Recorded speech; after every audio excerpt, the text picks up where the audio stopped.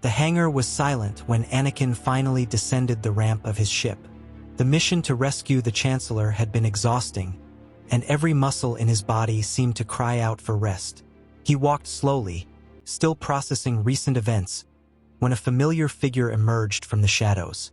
Padme approached with hurried steps, and before he could speak, she embraced him tightly. There were tears in her eyes, and Anakin felt immediate concern growing in his chest. She pulled back slightly, holding his face between her hands, and her words came out in a trembling whisper. "Ani, I need to tell you something. I'm pregnant." The world seemed to stop around him, and for a moment, all that existed were those brown eyes and the news that would change his life forever. Anakin pulled her into another embrace, this time warmer, feeling a mixture of joy and terror intertwining in his heart. He would be a father. The idea was at once wonderful and frightening, especially considering his life as a Jedi and the war that still ravaged the galaxy.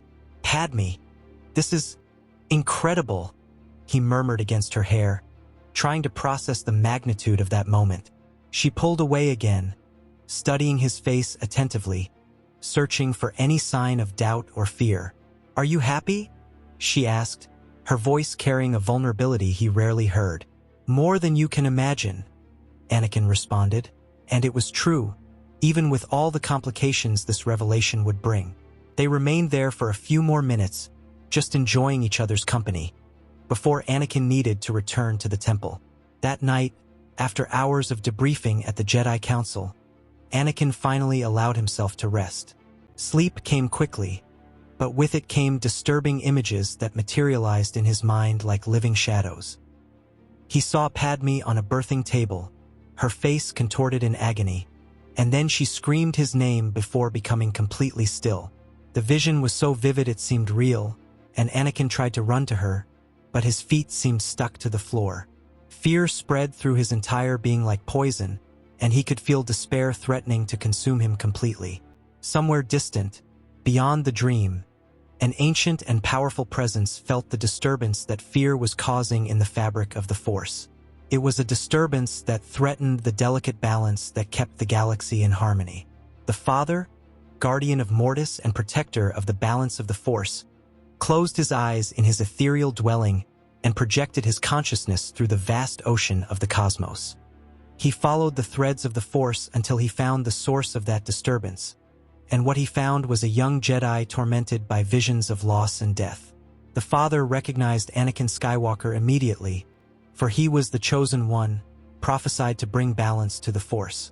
This fear, if left unchecked, could plant seeds that would lead to catastrophic imbalance. With care and precision, the Father extended his influence into Anakin's dream, enveloping it like a soft and comforting mist. He examined every detail of the vision, understanding the terror it inspired, and then, with a gesture of his will, began to erase those nightmare memories. When Anakin woke abruptly, his body was covered in cold sweat and his heart beat uncontrollably against his chest. He knew he had had a nightmare, something terrible that had shaken him deeply, but when he tried to remember the details, he found only a void where the images should be. It was a strange sensation, like knowing that something important had been forgotten, but not being able to retrieve it no matter how hard he tried. He ran his hands over his face, trying to calm himself, and decided to meditate for a few minutes before trying to sleep again. The rest of the night passed without further incidents, and by morning, Anakin had practically forgotten the feeling of anguish that had awakened him. In the following days, the pattern repeated itself a few times, and each time the Father intervened silently, removing the poison of fear before it could take root in the Chosen One's soul. The weeks passed, and Anakin began to notice that his rest periods were more peaceful than they had been in a long time. He still had occasional dreams about the war or his missions, but nothing that left him with that feeling of dread he knew he had experienced before. During a conversation with Obi-Wan at the temple, his former master commented on how he seemed more rested lately. "You're sleeping better, Anakin. It's good to see that," Obi-Wan said with a genuine smile. Anakin agreed, though he couldn't explain exactly why. "I guess I'm finally learning to set worries aside, Master," he responded, not realizing the true reason behind his newfound peace. In Mortis, The father watched with satisfaction, knowing that his intervention was preserving the balance and giving the chosen one the chance to follow his true destiny without the chains of fear. In the Chancellor's office, Palpatine observed Anakin with calculating eyes, adjusting his strategy with the precision of a master chess player. Without the nightmares to exploit, he had lost his most powerful weapon, but other tools still remained in his arsenal. During one of their private conversations, Palpatine leaned forward, his voice taking on a tone of conspiratorial confidence. "Anakin, my young friend, don't you realize how the Council underestimates you? They fear your power, your unique connection with the Force." Anakin frowned, but didn't interrupt him, and Palpatine continued to plant his seeds of discord. "You should be a master now, recognized for your achievements, but they keep you trapped, limited. Why? Because you challenge their antiquated traditions." The words found fertile ground in the frustrations Anakin already carried, and he began to question each council decision with more critical eyes. Palpatine continued his subtle campaign over the following months, always reinforcing the idea that Anakin was too exceptional for the restrictions imposed by the Jedi. On another occasion, while discussing military strategies, the Chancellor commented casually, "It's curious how they ask you to win impossible battles, but don't give you the respect that a general of your stature deserves. You've saved the Republic countless times, and yet..." He left the sentence hanging, allowing Anakin to complete the thought on his own. This tactic was more effective than any direct accusation, as it made Anakin feel he was reaching his own conclusions. The young Jedi began to see himself as a stranger within his own order, someone who gave everything of himself but never received the recognition he deserved. Palpatine smiled internally, knowing he was creating fissures in Anakin's loyalty, even without the tool of nightmares. Meanwhile, the war continued, but events took a different course without the discovery of Palpatine's true identity. There was no revelation about Darth Plagueis, nor the dramatic moment when Anakin would discover that the Chancellor was a Sith Lord. Instead, Palpatine worked behind the scenes with infinite patience, orchestrating the end of the war in a way that would maximize his political power.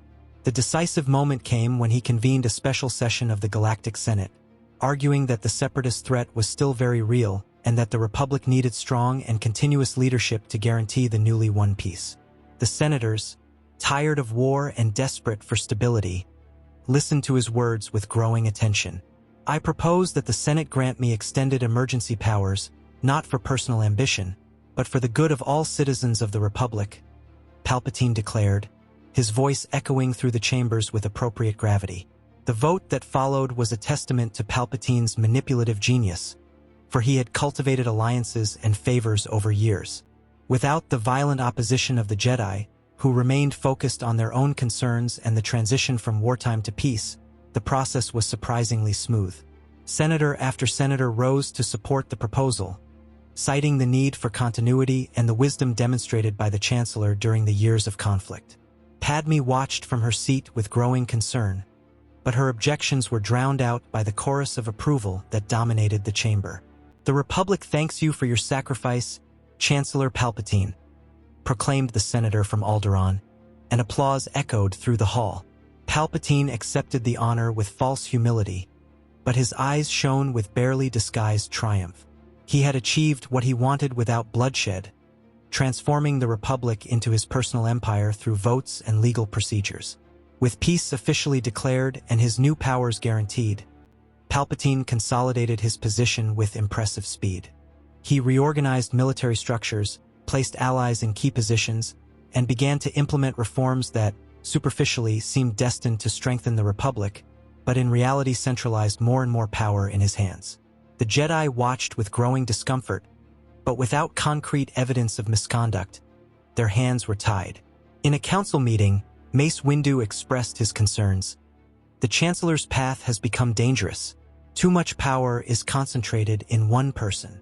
Yoda agreed with a nod, his ancient eyes reflecting centuries of wisdom.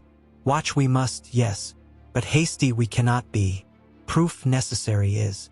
While the Jedi debated, Padme departed quietly for Naboo, where she would give birth far from the galaxy's eyes, hoping to protect her children from the political turmoil consuming Coruscant. On Naboo, Surrounded by the serene beauty of her home planet, Padme brought 2 healthy babies into the world, Luke and Leia. The birth was difficult, but she survived, and when she held her children for the first time, all concerns about the galaxy seemed distant and irrelevant.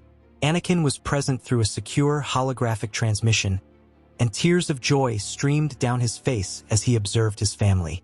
"They're perfect, Padme," he whispered, his voice laden with emotion. Padme smiled, exhausted but radiant, and agreed.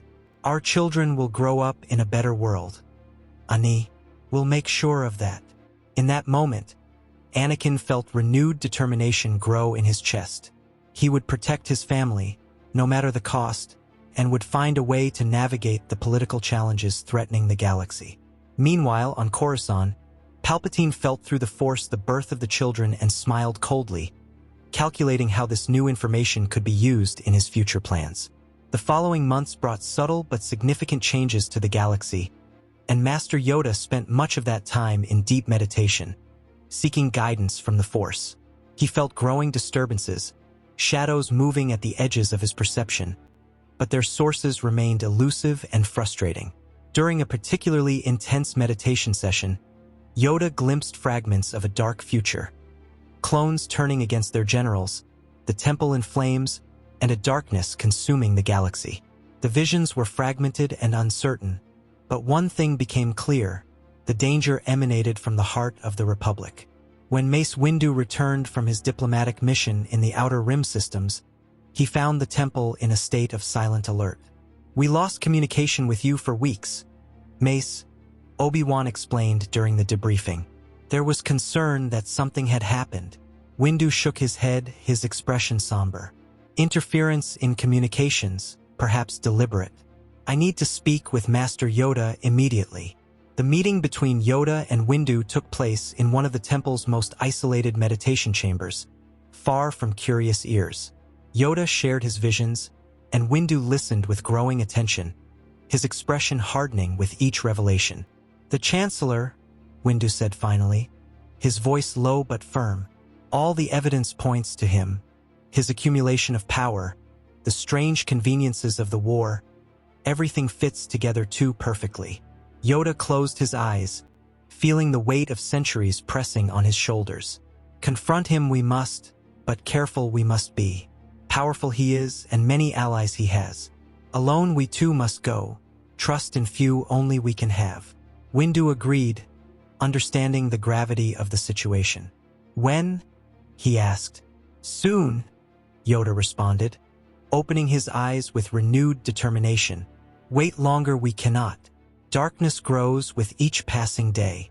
The 2 Jedi Masters spent the following days preparing meticulously for the confrontation that was to come. They reviewed intelligence information, studied the Chancellor's movements, and identified patterns that confirmed their darkest suspicions. Windu discreetly contacted some trusted Jedi, instructing them to be ready to act if anything happened to him and Yoda, but kept the details vague to protect the operation.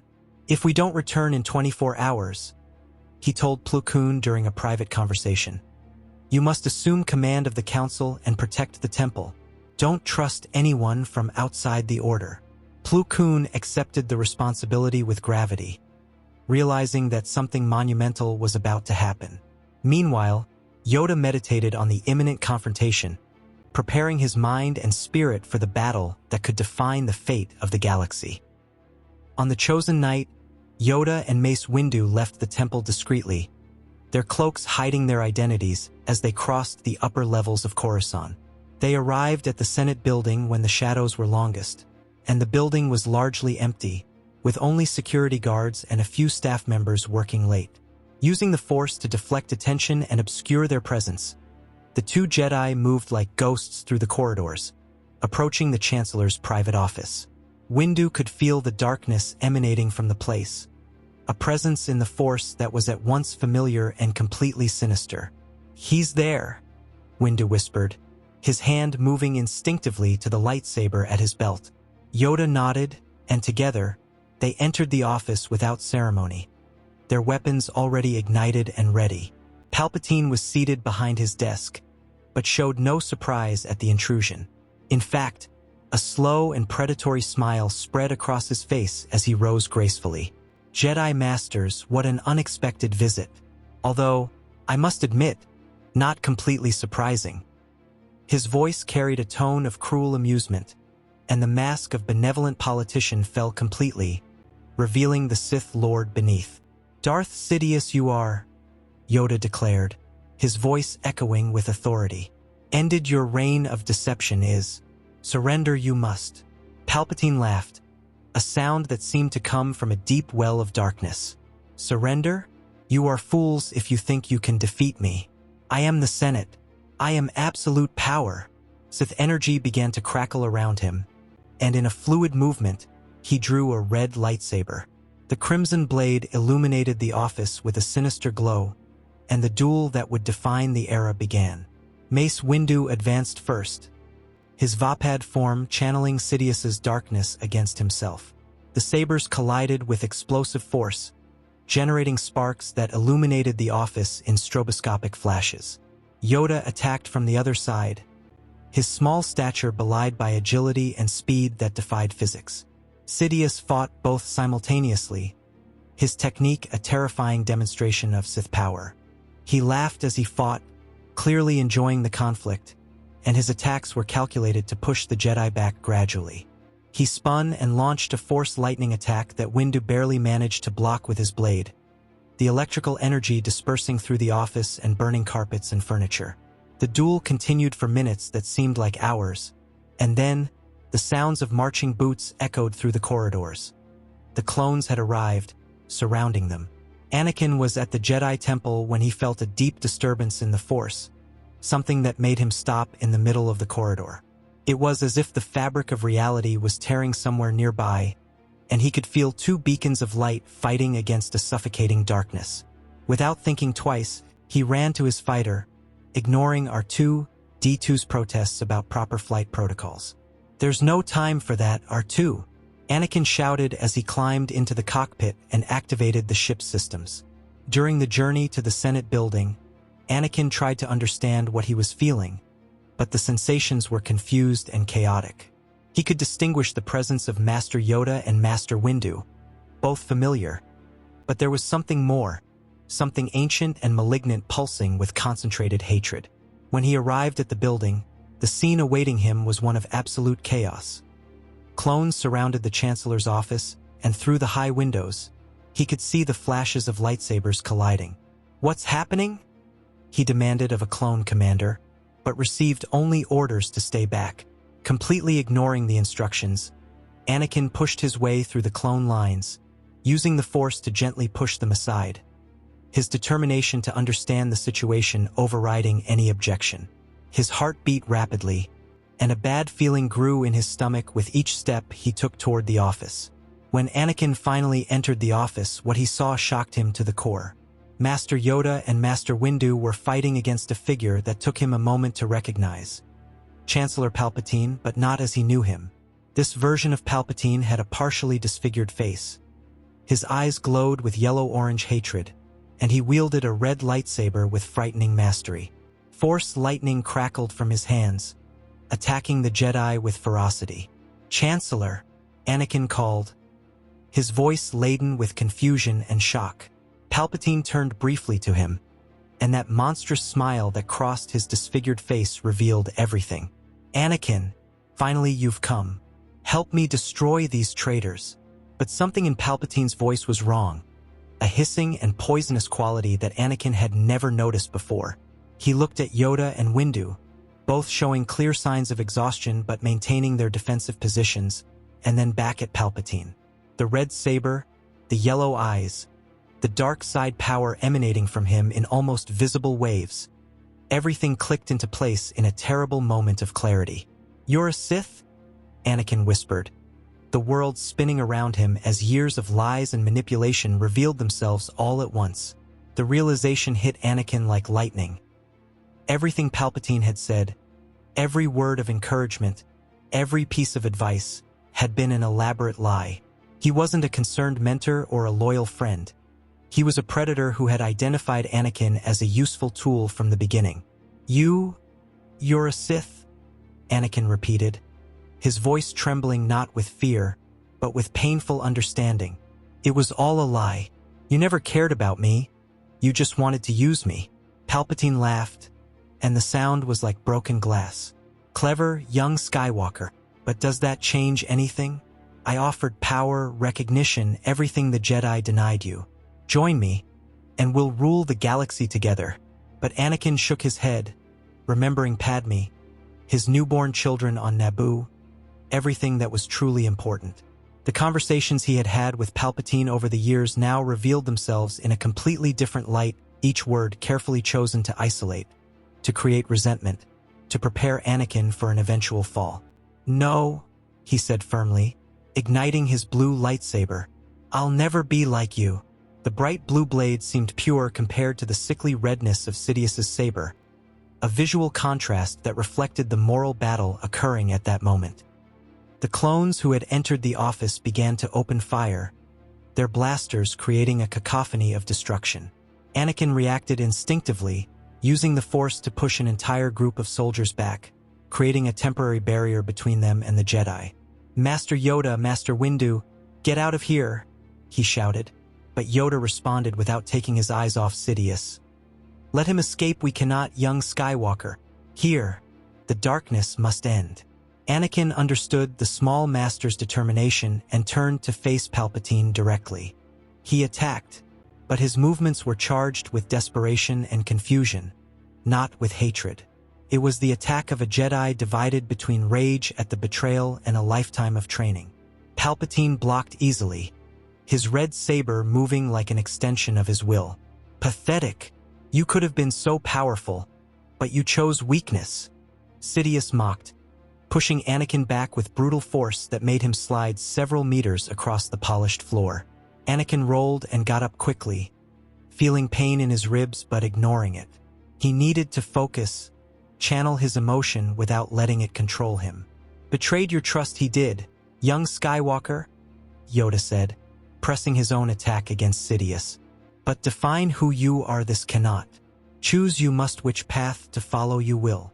The battle in the office became even more chaotic when more clones entered, their orders being to shoot anyone who wasn't the Chancellor.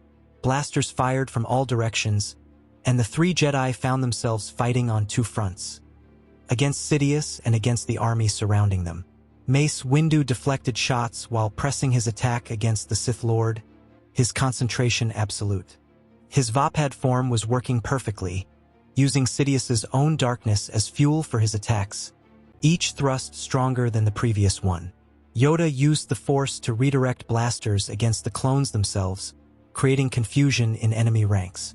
Anakin positioned himself between his masters and the soldiers, protecting their backs while they focused on Sidious. He deflected shots with his saber, cut weapon after clone weapon, but avoided fatal blows whenever possible. These men were just following orders, they weren't truly his enemies. It was then that Palpatine, realizing he was losing ground, decided to use his most devastating attack. He channeled all his rage and hatred into massive Force lightning, directing it straight at Anakin with the intention of killing or torturing him into submission. "If you won't join me, then you'll die," Sidious roared, his voice echoing with Sith power. The electrical energy cut through the air like a blue-white serpent, crackling with destructive power sufficient to fry a human being instantly. Mace Windu saw the attack coming and reacted without hesitation. He threw himself in front of Anakin, his lightsaber raised to intercept the lightning. The energy collided with the violet blade and then completely enveloped the Jedi Master, who screamed in pain as his entire body was consumed by Sith electricity. "Master Windu, no?" Anakin shouted, but it was too late. Windu's body fell to the floor, smoke rising from his charred robes, and Anakin felt something break inside him. It wasn't hatred that filled him, but a crystalline clarity about what needed to be done. This man, this monster disguised as a savior, had manipulated the entire galaxy, had orchestrated a war that killed billions, and now had mortally wounded one of the greatest Jedi who ever lived. Anakin looked at Yoda, and the two shared a moment of silent understanding. "Together, defeat him we must," Yoda said, his voice carrying both sadness and determination. For Mace, For all who suffered under his deception, end this we must. Anakin nodded, feeling the Force flow through him in a way he had never experienced before. Not with anger or fear, but with absolute purpose. Together, they attacked Sidious with renewed force. Anakin channeled all his pain and determination into each blow, while Yoda used his deep connection with the Force to destabilize Sidious's balance. The Sith Lord fought fiercely, but against two determined and coordinated opponents, he began to retreat. He tried to launch another lightning attack, but Yoda absorbed it with the Force and redirected it back, forcing Sidious to dodge his own energy. Anakin saw an opening and exploited it, his saber cutting through Sidious's defenses and wounding his arm. The Sith Lord screamed in rage and pain, his concentration breaking for a crucial moment. "Impossible!" he roared, retreating further. "I've planned for decades. I cannot be defeated by you." But his words were empty now, desperation masked as confidence. Finally, in a perfectly synchronized movement that seemed choreographed by the Force itself, Anakin disarmed Sidious while Yoda used the Force to immobilize him. The red lightsaber fell to the floor and rolled away, its light extinguishing. Darth Sidious, for the first time in decades, experienced defeat. He looked at the two Jedi with pure hatred in his yellow eyes, but also with something more: fear. With a quick and definitive movement, Anakin ended the threat, and the darkness that had hung over the galaxy for so long finally began to dissipate. The silence that followed was profound, broken only by the heavy breathing of the survivors and the distant hum of emergency sirens. In the days following Sidious's fall, as the galaxy processed the shocking revelation about the Chancellor's true identity and the Republic began its long path of reconstruction, Anakin reflected on everything that had happened. In moments of deep meditation, he felt inexplicable gratitude, as if something or someone had been protecting him from a terrible fate he could barely comprehend. Yoda, during a private conversation in the temple gardens, shared his own perception. "Feel I can, through the Force that intervention there was. Distant guardian. Protect the chosen one decided." The small master looked at Anakin with eyes that reflected centuries of wisdom. "Free from fear you became, and free from fear, choose the right path you could. Mysterious the ways of the Force are, young Skywalker." Anakin nodded, thinking of his children on Naboo and the life he could now build without the shadows of the dark side threatening to consume him. In Mortis, the father watched with silent satisfaction, knowing that his intervention had been crucial to preserving the balance. The Chosen One had fulfilled his prophecy, not through fall and redemption, but through protection and conscious choice, a testament that even the smallest acts of compassion could alter the fate of entire galaxies.